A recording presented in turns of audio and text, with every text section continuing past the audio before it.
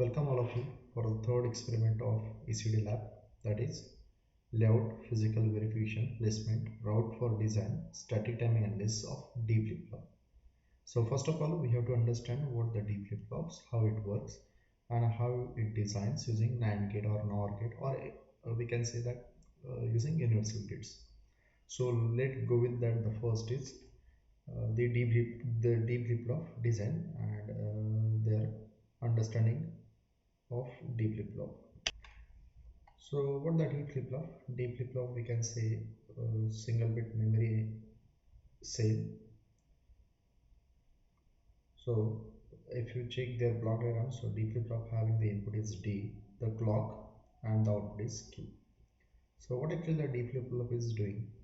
So when there is a rising edge or falling edge of the clock, then your D, the data will be transferred to your output.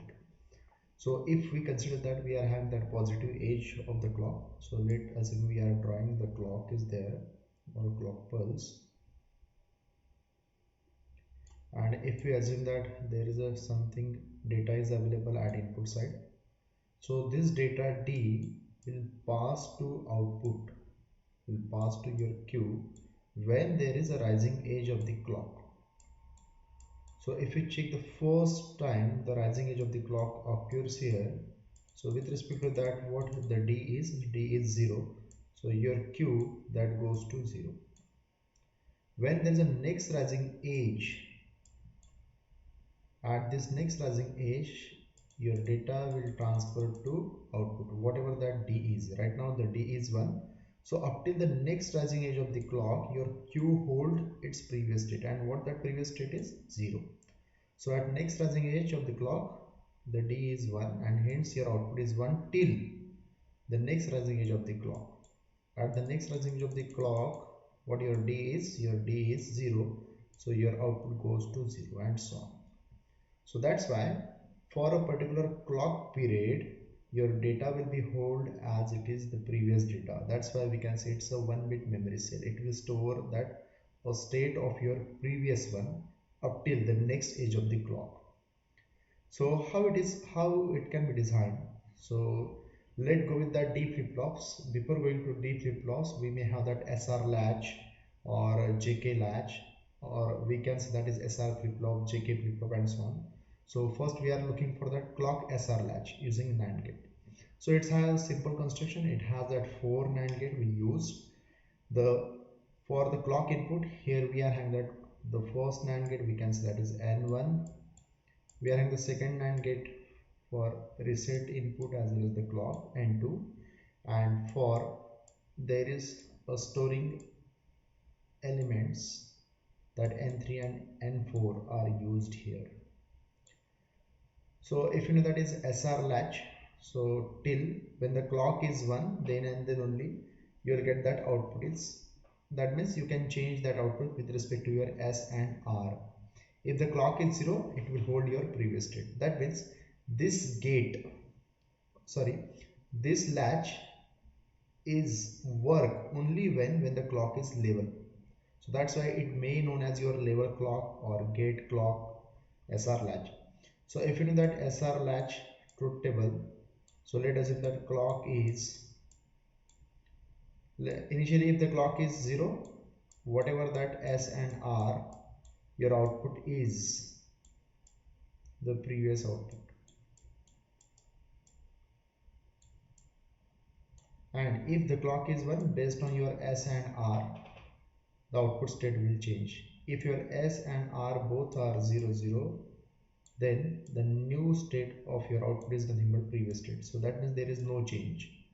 If S is 0, R is 1, at clock is 1, so it is reset, that output is 0. So your Q becomes 0. If it is clock is 1, set is 1, and reset is 0, the output is 1. That means your output is set, you can see. And if both are 1 1 for clock 1, so this condition is not allowed for SR latch, so it is not allowed. So we may use this SR latch for the D flip-flop or data flip-flop, we can say. So what your data flip-flop is that whatever the input at D, this input goes to output. This input goes to output only at the rising edge of the clock. So that we can say a D flip-flop. So here we are having a single input, but in SR latch we are having two inputs. So if we are checking this, the middle one, when S is 0, R is 1 and R is 1 and S is 0. If S is 0, the output is 0, that means it will reflect the same input at output side. If S is 1, the output is 1, it will reflect the same input as at your output. But the condition is that R should be complement of S. If S is 0, R is 1. If S is 1, R is 0. That's why in place of S and R as of two inputs, here we can connect a single input, but your R should be the complement of S. So here we need one NOT gate. That SR latch becomes your D latch. Now, if we are going for the flip-flop, what we have to do it? Because in latch we say that it is of your level clock, either level 0 or level 1, whatever, that depends on the logic. Now in place of SR latch, if you are going for the flip-flop, in flip-flop it works on either rising edge or falling edge, depends on the clock you provide.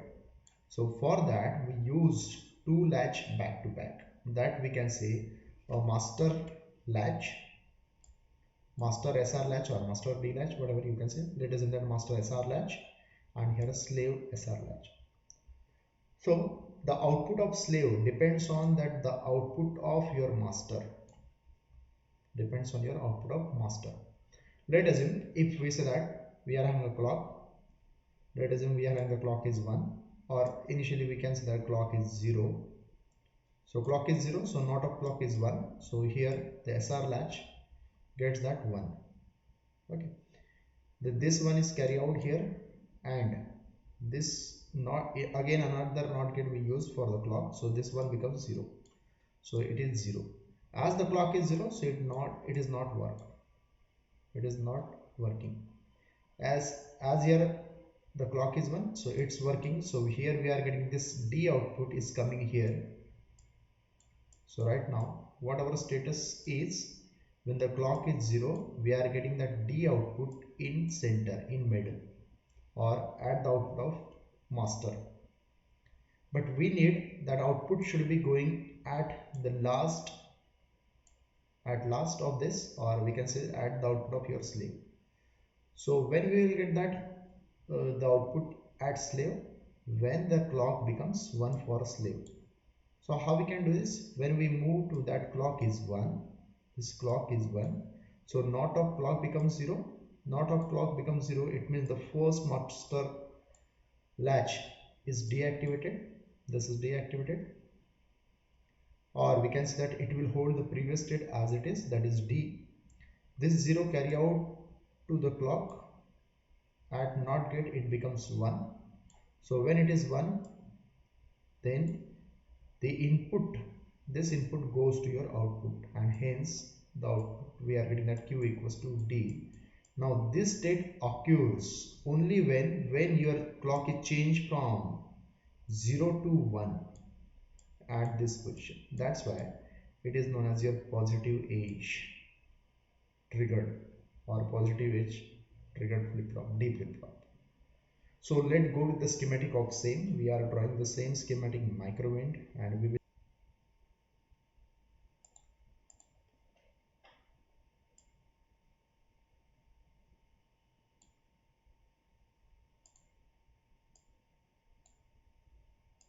the common gate.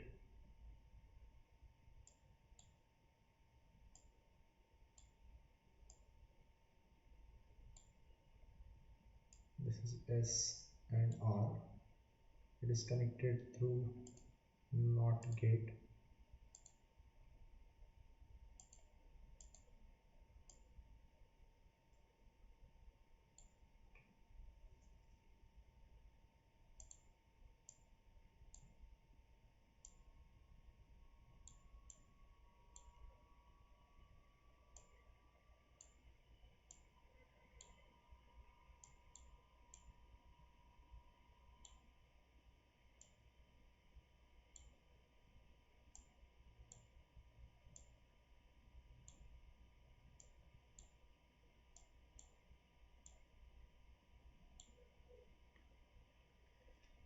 So we repeat the same thing, or we copy the same thing here once again. So we just copy it and we connect here somewhere.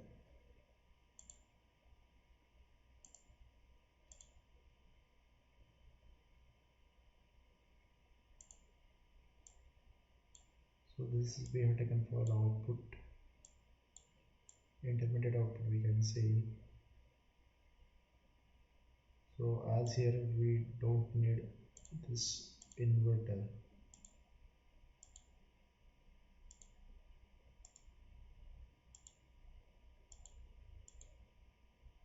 Now connect the clock. One is direct and second is we can say not. So this first latch will active at low clock and second will active at high clock. So we are connecting the inverted here.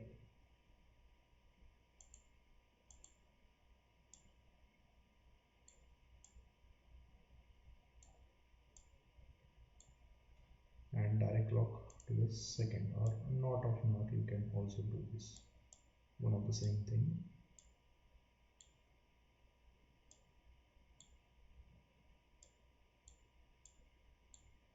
Here we connect without inverter. So it's a very simple design.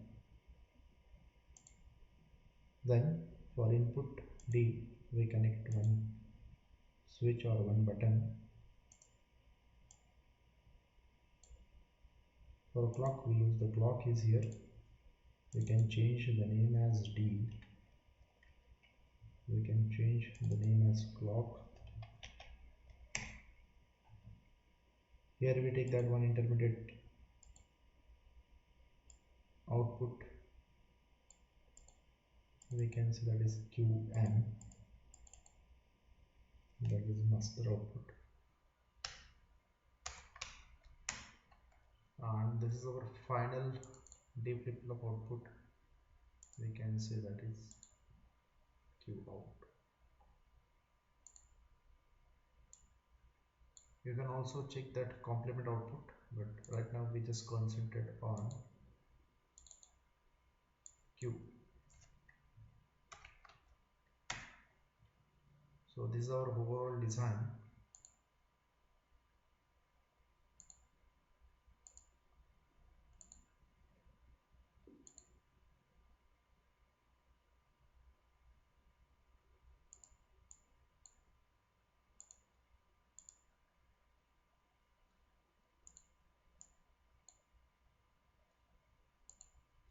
So let's try to simulate this and observe that output. So before that we just make the clock slower so you can observe it clearly. Let's take that 400 nanosecond for 0 and 400 nanosecond for 1, and let's check. What right now it is 0. Okay, if you take 1, okay, check it 0 first. Now the clock is 1. If you take 1, it does not pass. Why?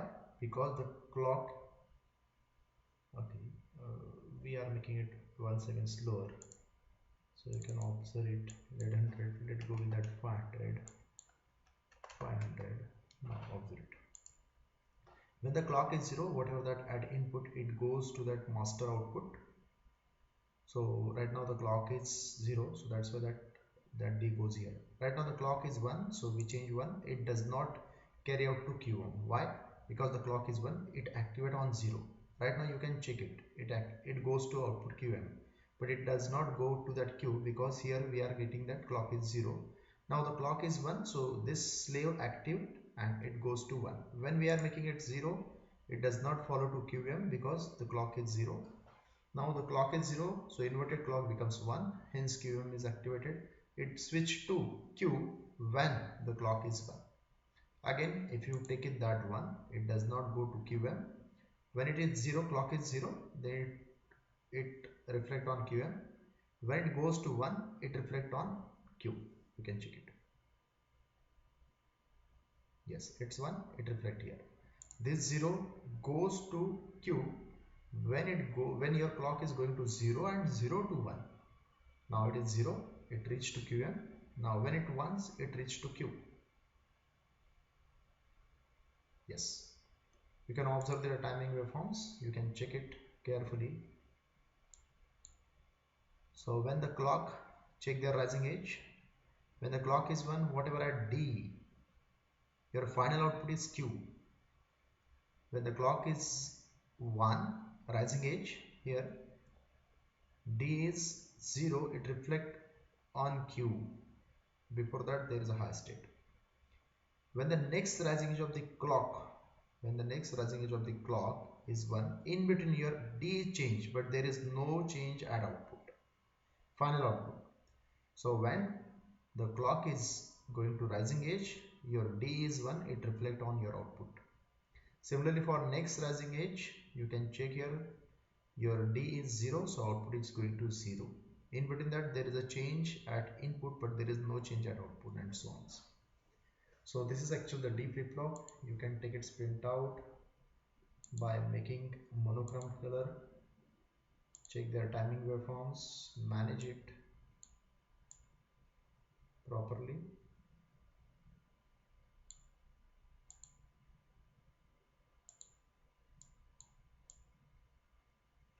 This is the final result.